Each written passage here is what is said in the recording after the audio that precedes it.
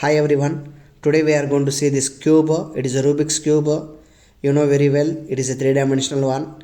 So this is there in the chapter number 14, 6th class maths. So here we can see this is one of the cube. So in this cube we have 1, 2, 3, 4, 5, 6, 7, 8 corners. 8 corners in the sense 8 vertices are there. Faces 1, 2, 3, 4, 5, 6. Okay, 6 faces are there. Edges 1, 2, 3, 4. Down 4, 8, 9, 10, 11, 12.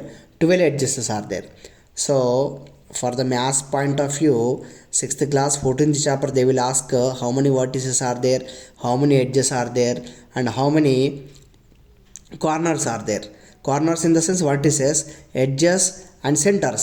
You see here centers we can say faces. So white face or white center opposite to the yellow face or yellow center, green face or green center opposite to the blue face or blue center, orange face or orange center opposite to the red face or red center.